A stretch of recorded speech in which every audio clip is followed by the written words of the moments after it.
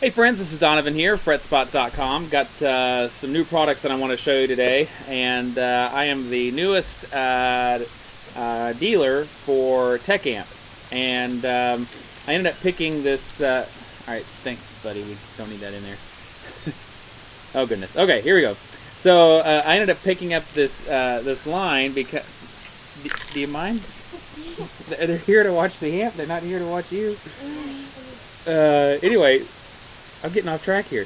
So I picked up these amps because I've heard a lot of people on TalkBass talking about them, of course, but I don't get really excited about amps for some reason, usually.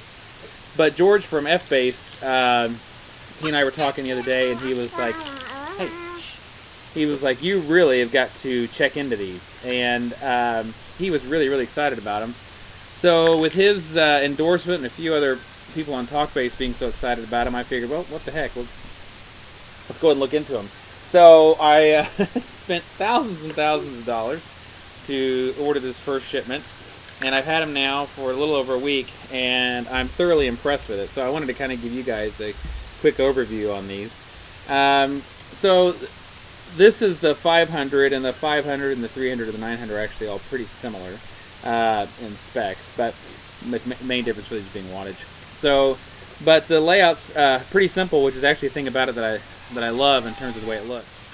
Alright, so over on this side, of course, we have the input and then a LED clip light that will show you if you are overloading the input.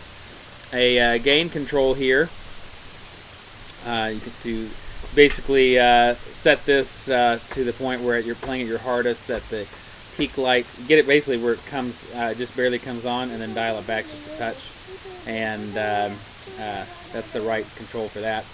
I'll come back to this here in just a second. And then we've got low, low mids, high mids, and high for EQ.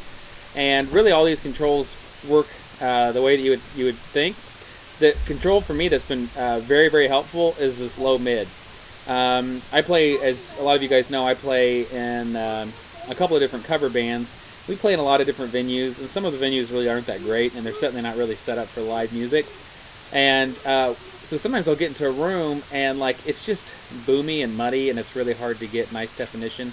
This low mid control is centered right around in that frequency where you can take some of that boominess out. So I've really enjoyed using that a lot. It's helped me to kind of clear up the sound.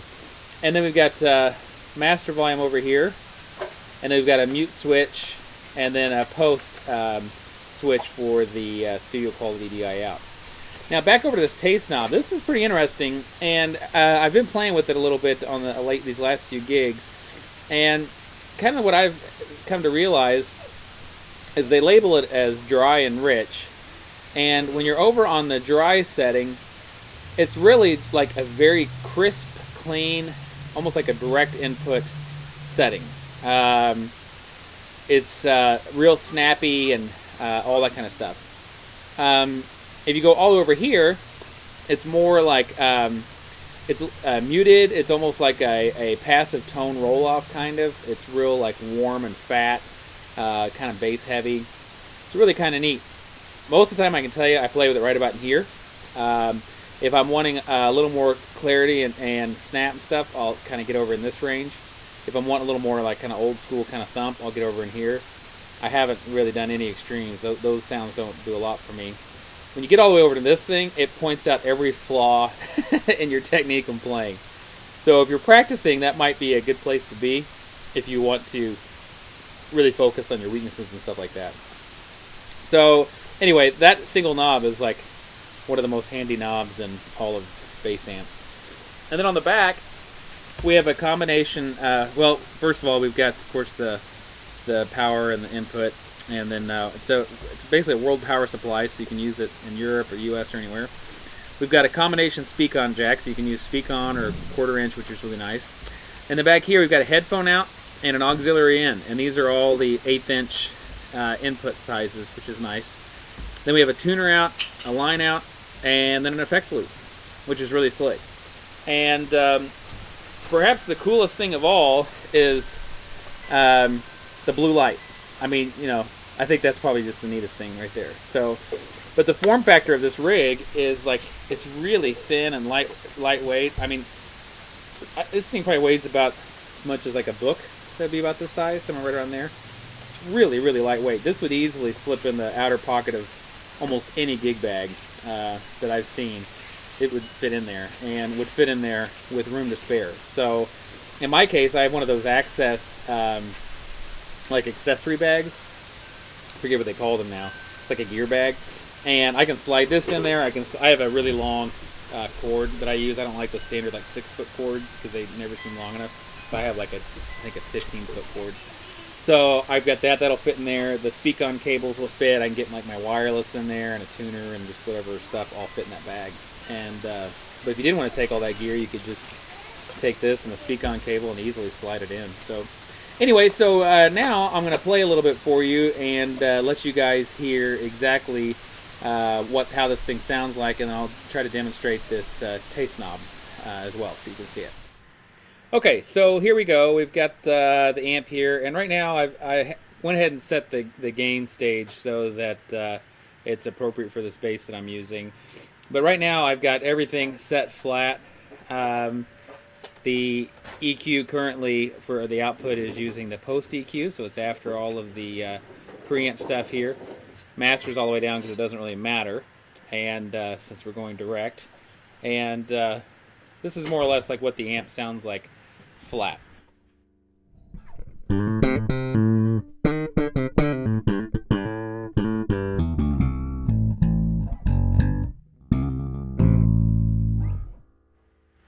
So if I take off the post and play that again, you'll hear that there's not a lot of coloration going on flat.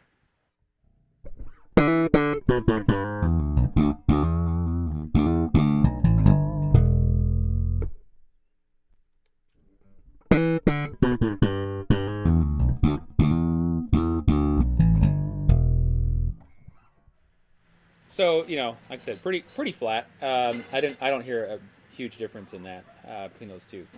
So let's start playing around with a few sounds then. Let's start doing some typical things here, maybe boosting bass and treble, maybe cutting back a little bit on the mids. Let's see what that sounds like.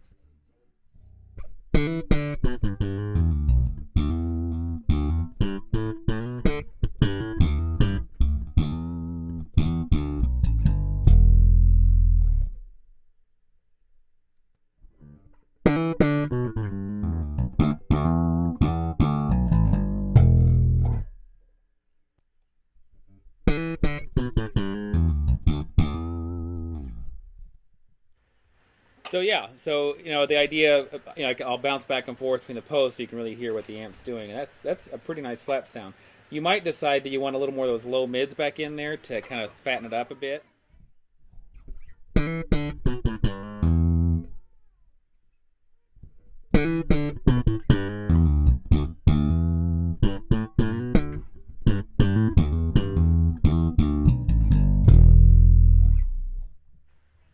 That starts getting pretty gnarly right there. I definitely like that one. Now let's taste knob. Let me show you this. I've got it kind of set right in the middle, which is where I think it sounds best. Here's what it sounds like if we go all the way dry.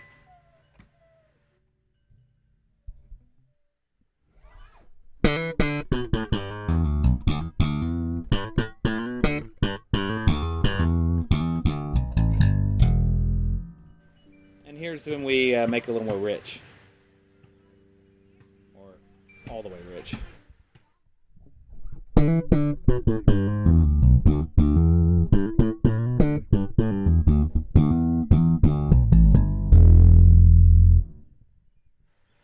So you can hear, I mean, there's a big difference there, and it's more than just a tone roll off. There's a few other things happening there. I can't actually tell you completely what that is.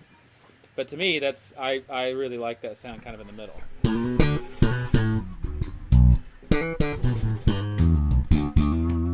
It's nice and spanky, sounds good, and it's still kind of fat.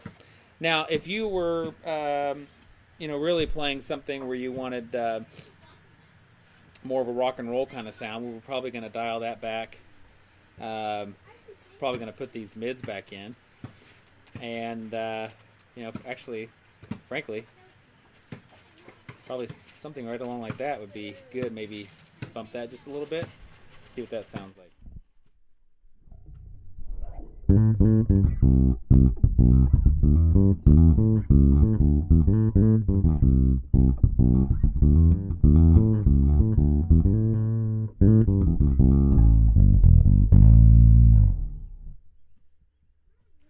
So that's kind of nice and fat and meaty, which is pretty tasty.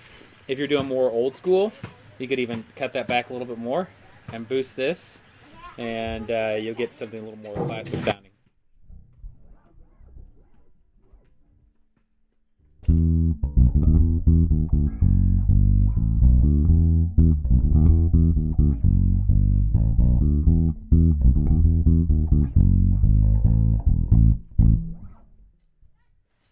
So pretty handy for those of you guys that are doing that. So the thing to me that really stands out about it is that everything is very, very simple to use. Most of the times when I'm on a gig, actually, I'm kind of, I'm setting this thing about right like it, which I'm doing a lot of cover stuff. So frankly, most of my settings end up looking something kind of like this, just like that, and use master volume to taste. And or master volume to the appropriate level, not taste. Gotta be careful using taste because it's taste knob. And then when I'm doing things like a little more slap oriented, I'll just kick it over this way a bit.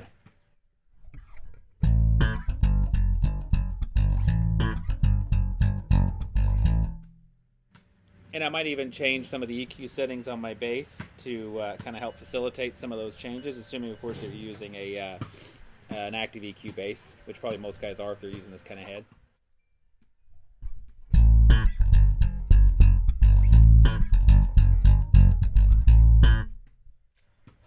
And then if I'm wanting more, that old school rock sound, I'll kind of go a little bit that way.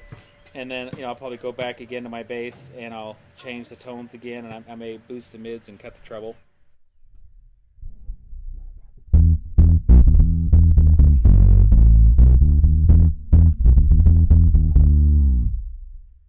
So you can get that nice warm sound. I boosted bass and cut treble on that one, which gave me that sound. So anyway, pretty incredible amp, all in a really, really lightweight and cool form factor. And while it's not the cheapest amp on the block, I think it's a pretty reasonable priced amp. These tend to be just a hair over $1,000, which is a fair price for all that you get. So anyway, so hopefully that review helps you out, and you feel that you know a little more about the tonal options of this amp and all the things that it does. I am selling these, so if you want one, feel free to drop me a line. I have access to the full range of TecAmp, and I'll be stocking several different pieces at most any given time. So anyways, as always, my friends, I appreciate you guys watching. Wish you all the best, and give me a shout if I can do anything for you. Thanks a lot.